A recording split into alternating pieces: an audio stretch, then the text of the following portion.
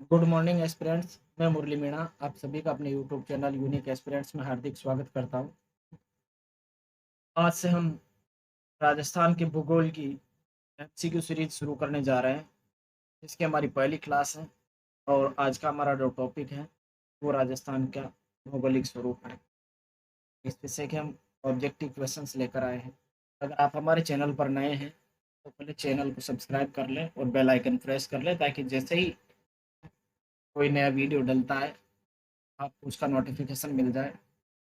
मेरा मकसद इस ऑनलाइन क्लास के माध्यम से आपके आने वाले एग्जाम जैसे RS pre, college lecturer, school lecturer, senior teacher, REET, patwari, LDC, BDO, LSA, agriculture supervisor, coastal warden, sub inspector, Rajasthan police, junior assistant और जितने भी राजस्थान स्तर के एग्जाम होते हैं उन सभी के लिए बेहतरीन कंटेंट उपलब्ध करवाना है।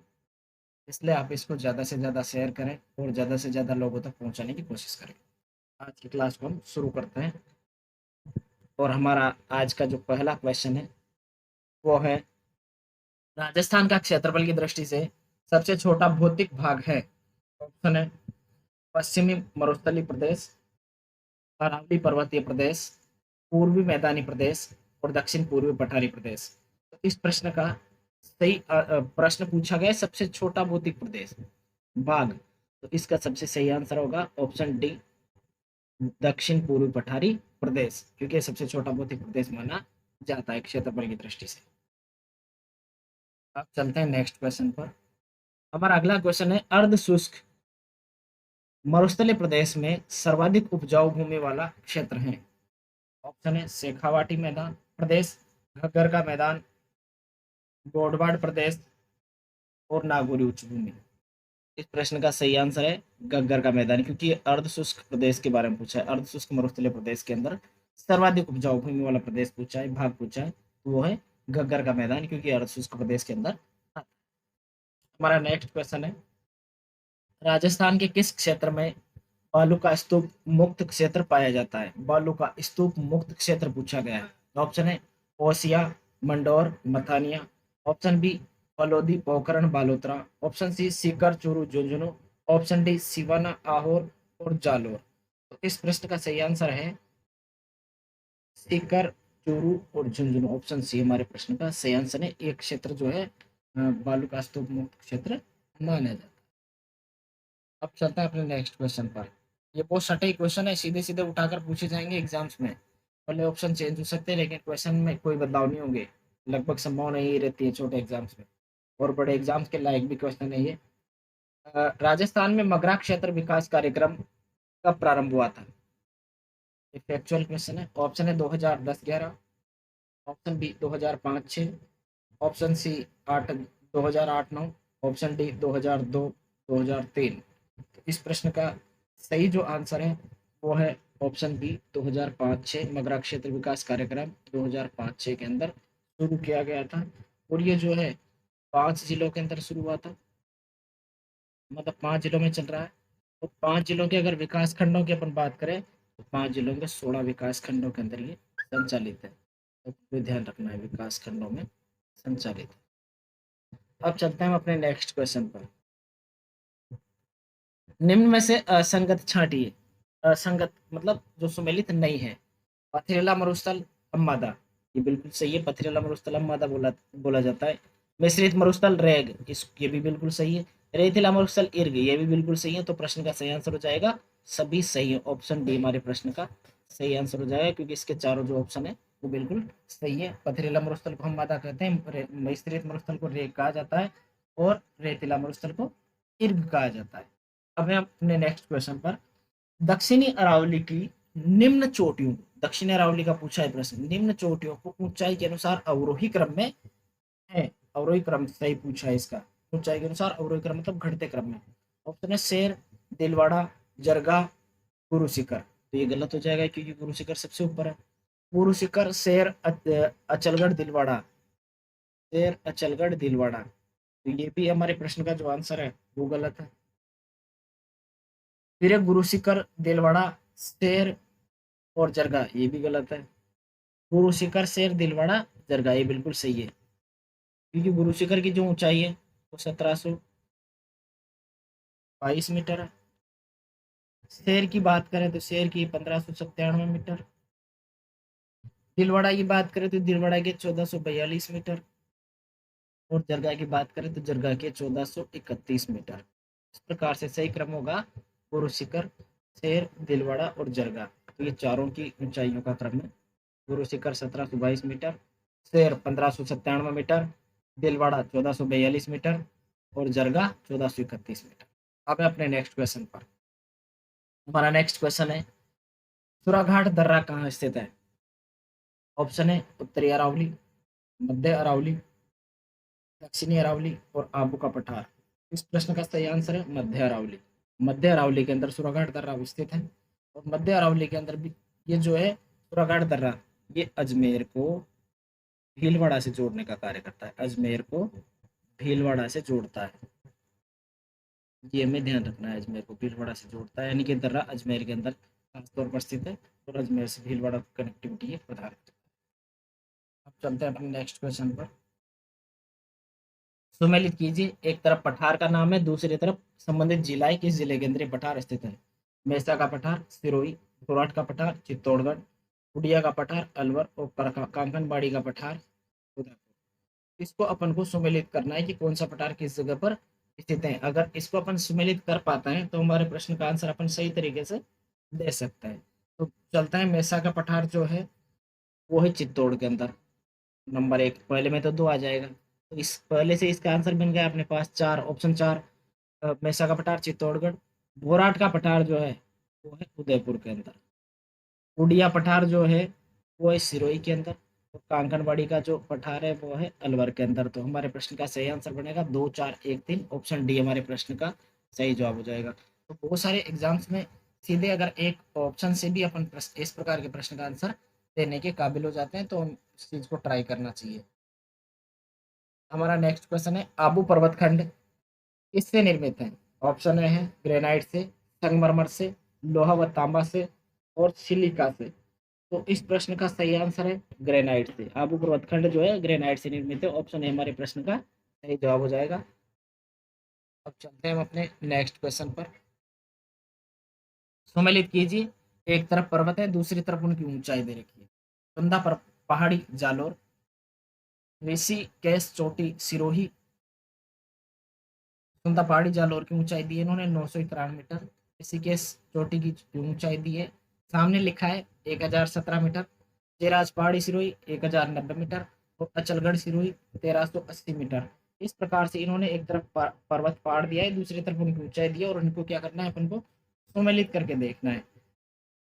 तो सुंदा पहाड़ी जालोर की ऊंचाई 991 मीटर, ये बिल्कुल सही है। ऋषिकेश चोटी 1017 मीटर, जयराज पहाड़ी सिरोही 1090 मीटर और Achalgarh Sirohi 1380 metre. A B C D इस प्रश्न का सही आंसर आ जाएगा, ऑप्शन ए। इस प्रकार से हमारे इस प्रश्न का आपने बिल्कुल सही आंसर दिया। तो वहां पर कभी कभी इस प्रकार के प्रश्न पूछ लिए जाते हैं जो अपन गलती करने की संभावना में रहते हैं। तो हमें इस चीज का ध्यान रखना है कि किस प्रकार से इस प्रश्न को हैंडल करना चाहिए अपन। अब चलते हैं अपने नेक्स्ट क्वेश्चन पर। राजस्थान में बीहड़ भूमि का सर्वाधिक विस्तार किन जिलों में है? बीहड़ भूमि का ऑप्शन है कोटा, बारां, झालावाड़, सवाई माधोपुर, धौलपुर, कोटा, भरतपुर, धौलपुर, अलवर और गंगानगर, हनुमानगढ़, चूरू। बीहड़ भूमि जो है चंबल क्षेत्र के अंदर पाई जाती है। इस प्रकार इस प्रश्न का आंसर जो बनेगा ऑप्शन बी बनेगा, सवाई माधोपुर, धौलपुर, कोटा। ऑप्शन बी हमारे प्रश्न का सही आंसर होगा। अब चलते हैं अपन नेक्स्ट क्वेश्चन पर। सापेक्षिक दृष्टि से राजस्थान का कौन सा भाग प्राकृतिक प्रदेश अस्पष्ट अधर प्रवाह का क्षेत्र माना जाता है? ऑप्शन है पश्चिमी रेगिस्तानी भाग, मध्यवर्ती अरावली पर्वतीय श्रेणी, दक्षिण पूर्वी पठारी प्रदेश और पूर्वी मैदान। इसके अंदर अपन को देखना है कि अस्पष्ट अधर प्रवाह का क्षेत्र कौन सा माना जाता है। इस प्रश्न का सही आंसर है ऑप्शन सी, दक्षिण पूर्वी पठारी प्रदेश। ऑप्शन सी हमारे प्रश्न का सही आंसर है, इसको अस्पष्ट अधर प्रवाह क्षेत्र माना जाता है। नेक्स्ट क्वेश्चन है हमारा, घोराट का पठार से संबंधित जिले हैं, मतलब किन किन जिलों के अंदर घोराट का पठार फैला हुआ है? प्रश्न का तात्पर्य यह है। ऑप्शन है डूंगरपुर बांसवाड़ा, उदयपुर राजसमंद, कोटा बूंदी बारा और जालौर सिरोही। तो घोराट का पठार जो है ऑप्शन बी उदयपुर और राजसमंद के अंदर विस्तृत है, क्योंकि ये कुंभलगढ़ से कुंभलगढ़ से गोगुंदा तक विस्तृत है। कुंभलगढ़ से गोगुंदा तक विस्तृत है। इसकी ऊंचाई की अगर अपन बात करें तो इसकी ऊंचाई 920 मीटर मानी जाती है। और ये राजस्थान का तीसरा सबसे ऊंचा पठार माना जाता है, थर्ड सबसे ऊंचा पठार माना जाता है। इस तरीके से इससे संबंधित जो मुख्य मुख्य फैक्ट थे वो अपन ने देखे। और बुढ़ार पठार की अगर सबसे ऊंची चोटी की बात करें अपन, बुराड़ पठार की, तो उसका नाम है जरगा। ये भी अपन को ध्यान में रखना है। तो बुराड़ पठार की सबसे ऊंची चोटी है जरगा। अब इससे हमारी 4-5 चीजें क्लियर होती है कि बुराड़ का पठार कुंभलगढ़ से गोगुंदा के बीच में स्थित है। तो कुंभलगढ़ राजसमंद के अंदर है, गोगुंदा उदयपुर के अंदर है, तो उदयपुर राजसमंद इससे संबंधित आंसर हो गया। इसकी ऊंचाई की अगर अपन बात करें तो 920 मीटर इसकी ऊंचाई है। तीसरा सबसे ऊंचा पठार है। और ये इसकी जो सबसे ऊंची चोटी है वो है जरगा। इस प्रकार से हमारे 4 तथ्य इससे के द्वारा क्लियर होते हैं। अब चलते हैं नेक्स्ट क्वेश्चन पर। राजस्थान के किस भौतिक भाग में राज्य का न्यूनतम जनसंख्या प्रतिशत पाया जाता है? ऑप्शन ए है उत्तर पश्चिमी मरुस्थलीय प्रदेश। ऑप्शन बी है पूर्वी मैदानी क्षेत्र। ऑप्शन सी है मध्यवर्ती अरावली प्रदेश। और चौथा ऑप्शन है दक्षिण पूर्वी पठारी प्रदेश। इस प्रश्न का सही आंसर जो है वो है मध्यवर्ती अरावली प्रदेश। ऑप्शन सी हमारे प्रश्न का सही आंसर है। न्यूनतम जनसंख्या प्रतिशत इस भौतिक भाग के अंदर पाया जाता है। अब चलते हैं नेक्स्ट क्वेश्चन पर। निम्न में से असंगत छांटिए, अपन को असंगत देखना है। घोराट का पठार उदयपुर, मैसा का पठार चित्तौड़, ऊपरमाल का पठार राजसमंद और उड़िया का पठार सिरोही। ये 4 ऑप्शन हमारे लिए इसने दिए हैं। तो इसके अंदर जो है घोराट का पठार उदयपुर ये बिल्कुल सही है। मैसा का पठार चित्तौड़ ये भी बिल्कुल सही है। ऊपरमाल का पठार राजसमंद ये गलत है। उड़िया का पठार सिरोही ये भी बिल्कुल सही है, क्योंकि जो ऊपरमाल का पठार है वो जो राजसमंद के अंदर स्थित नहीं है। ये अपन को ध्यान रखना है। अब चलते हैं हम अपने नेक्स्ट क्वेश्चन पर। निम्न में से कौन सा समतल उच्च मैदान हेरोन महोदय के द्वारा तृतीय पेनी प्लेन के रूप में पहचाना गया है? ऑप्शन ए है मेवाड़ का मैदान, मालपुरा करौली मैदान, पाणगंगा बेसिन और माही बेसिन। हेरोन महोदय जो भूगोलविद है उनके अनुसार तृतीय पेनी प्लेन के रूप में किसको पहचाना गया है? इस प्रश्न का अपन को आंसर देना है। तो इस प्रश्न का सही आंसर है मालपुरा करौली मैदान। ऑप्शन बी हमारे प्रश्न का सही आंसर है। हेरोन महोदय ने मालपुरा करौली मैदान को तृतीय पेनी प्लेन की संख्या इसके रूप में पहचाना है। नेक्स्ट क्वेश्चन है निम्नलिखित कथनों पर विचार कीजिए और गलत कथन पहचानिए। ये बताइए अरावली मरुस्थल के पूर्वी विस्तार को रोकता है। ये बिल्कुल सही है। अरावली क्षेत्र खनिजों से समृद्ध है। ये भी बिल्कुल सही है। राजस्थान में वर्षा का वितरण प्रारूप अरावली से प्रभावित नहीं, ये गलत है, क्योंकि अरावली से प्रभावित होता है। राजस्थान की अधिकांश नदियों का उद्गम स्थल अरावली, ये भी बिल्कुल सही। तो प्रश्न का सही आंसर रह जाएगा ऑप्शन सी। अब चलते हैं अपने नेक्स्ट क्वेश्चन पर। असत्य कथन की चयन कीजिए, ये अपन को देखना है। लसाड़िया पठार जयसमंद झील के पूर्व में स्थित है। ये बिल्कुल सही है। गौरम जी मध्य अरावली का सर्वोच्च शिखर है। ये भी बिल्कुल सही है। छप्पन का मैदान प्रतापगढ़ और चित्तौड़ जिले के मध्य में स्थित है। ये गलत है। छप्पन का मैदान प्रतापगढ़ चित्तौड़ के अंदर स्थित है, ऐसा गलत है, क्योंकि ये जो है बांसवाड़ा प्रतापगढ़ के बीच में स्थित है। ये अपन को ध्यान में रखना है। बांसवाड़ा प्रतापगढ़ के बीच में जो 56 नदी नालों का स्थान है, क्षेत्र है, उसको छप्पन का मैदान की संज्ञा दी जाती है। ऑप्शन सी हमारे प्रश्न का सही आंसर रहेगा। ऑप्शन डी है शिवपुर घाट और मध्य अरावली की तरह, बिल्कुल सही है। अब चलते हैं हम अपने नेक्स्ट क्वेश्चन पर। शेखावाटी के अंतःप्रवाही क्षेत्र में निर्मित कच्चे जल स्रोत को किस नाम से जाना जाता है? ऑप्शन है टोबा, ऑप्शन बी नाडा और जोहड़ा, ऑप्शन सी झालरा, ऑप्शन डी टांका। तो इस प्रश्न का सही आंसर है नाडा जोहड़ा। ऑप्शन बी इस प्रश्न का बिल्कुल सही आंसर है, क्योंकि शेखावाटी क्षेत्र में जो कच्चे जल स्रोत होते हैं उनको नाडा या जोहड़ा कहा जाता है। अगला क्वेश्चन है बृहद सीमांत भ्रंश राजस्थान के किस भाग में स्थित है? बृहद सीमांत भ्रंश। ऑप्शन है उत्तरी पश्चिमी, दक्षिण पश्चिमी, दक्षिणी और दक्षिण पूर्वी। भाग के बारे में पूछा है कि राजस्थान के किस एरिया के अंदर ये स्थित है बृहद सीमांत भ्रंश। तो यह है दक्षिण पूर्वी भाग के अंदर, खास तौर से जो पठार है दक्षिण पूर्वी पठारी प्रदेश उसके अंदर स्थित है। तो ऑप्शन डी हमारे प्रश्न का सही आंसर हो जाएगा। अब चलते हैं हम अपने अगले क्वेश्चन पर। बालू का स्तूप का सर्वाधिक स्थानांतरण किस अवधि में होता है? ऑप्शन ए है जुलाई से सितंबर, जनवरी से मार्च, अक्टूबर से दिसंबर और मार्च से जुलाई। बालू का स्तूप स्थानांतरण के बारे में प्रश्न पूछा गया कि किस अवधि में सबसे ज्यादा ये बालू का स्तूप जो होते हैं वो स्थानांतरित होते हैं। ऑप्शन डी हमारे प्रश्न का सही आंसर है, क्योंकि इस समय गर्मी स्टार्ट हो जाती है, तो मार्च से जुलाई के अंदर सबसे ज़्यादा स्थानांतरित ये होते हैं। अगला क्वेश्चन है, निम्नलिखित में से असुमेलित को छांटिए।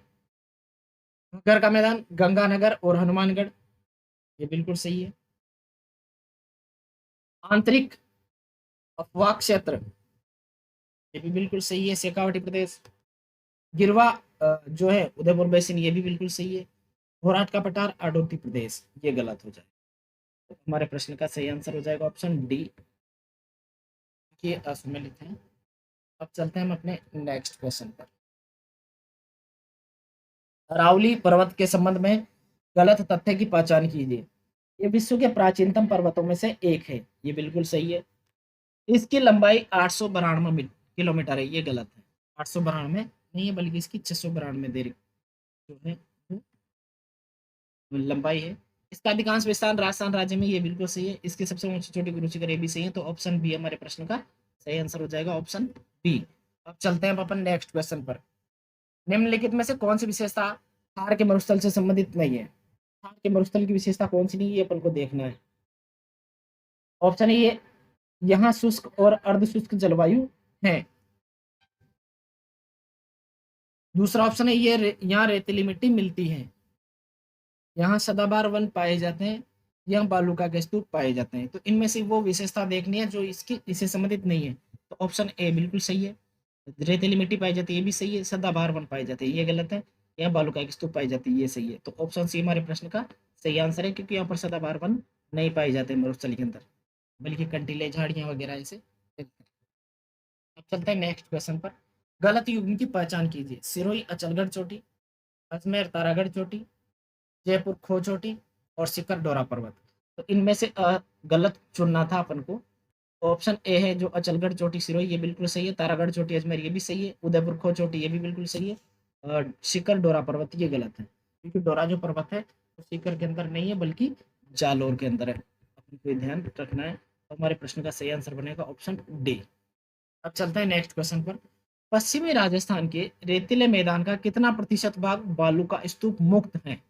ऑप्शन है 41.5, option B 61.5, option C 24.5, option D 58.5।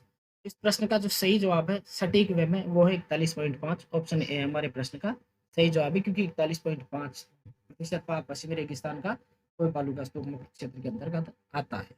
अब चलते हैं नेक्स्ट क्वेश्चन पर। निम्नलिखित कथनों पर विचार कीजिए। अरावली मरुस्थल की पूर्ववर्ती विस्तार को रोकती है, ये बिल्कुल सही है, रोकती है। राजस्थान की सभी नदियों का उद्गम अरावली से होता है, ये गलत है, क्योंकि सभी का उद्गम से नहीं होता है, अधिकतम का होता है। राजस्थान में वर्षा का वितरण प्रारूप अरावली से प्रभावित नहीं, ये भी गलत है। अरावली प्रदेश धात्विक खनिजों से समृद्ध है, ये सही है। तो 1 और 4 हमारे प्रश्न का सही आंसर रहेगा, ऑप्शन डी, क्योंकि 1 और 4 इसके अंदर दे रखा है। अब चलते हैं नेक्स्ट क्वेश्चन पर। अरावली पर्वत श्रृंखला राजस्थान में एक जल विभाजक है, ये कथन दिया है। ऑप्शन दूसरा कथन दिया है, अरावली पर्वत श्रृंखला मरुस्थलीकरण को सीमित करती है। तो इसके अंदर अपन को ये देखना है कि क्या स्थिति, ये पहला जो कथन है दूसरे को स्पष्टीकरण करता है कि नहीं करता है। तो पहला भी सही है और दूसरा भी सही है, लेकिन जो इसने जल विभाजक का लिखा और एक तरफ लिखा है मरुस्थलीकरण को सीमित करता है, तो ये दोनों सही होने के बावजूद भी स्पष्ट नहीं करते। तो ऑप्शन सी हमारे प्रश्न का सही आंसर हो जाएगा, क्योंकि ये स्पष्टीकरण नहीं होता है। अब चलते हैं हम अपने नेक्स्ट क्वेश्चन पर। भूगर्भिक संरचना की दृष्टि से बाप बोल्डर्स किस युग से संबंधित है? ऑप्शन है मेसोजोइक, प्री कैम्ब्रियन, आर्कियन और कार्बोनिफेरस। इसके अंदर बाप बोल्डर्स जो है उसके बारे में प्रश्न से पूछा गया है। तो बाप बोल्डर्स का संबंध जो है कार्बोनिफेरस युग से माना जाता है। तो ऑप्शन डी हमारे प्रश्न का सही आंसर रहेगा। अब हमारे अंतिम प्रश्न पर चलते हैं। इसको सुमेलित करना है। एक तरफ पुराण क्षेत्र दे रखा है, दूसरी तरफ जिला दे रखा है।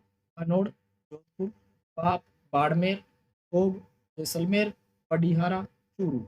इनमें अपन को सुमेलित करके देखना है कि कौन सा क्षेत्र किससे सुमेलित होता है। तो जो कन्नौड़ है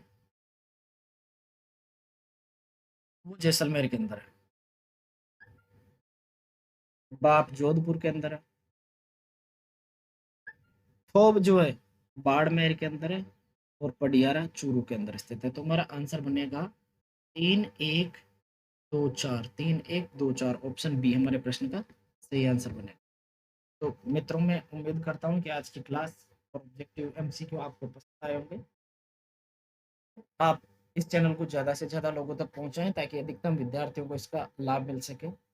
आज की क्लास के लिए आप सभी का धन्यवाद और मैं उम्मीद करता हूँ कि आप इस क्लास को और इस चैनल को इतना ही प्यार देते रहेंगे। जय हिंद, जय भारत।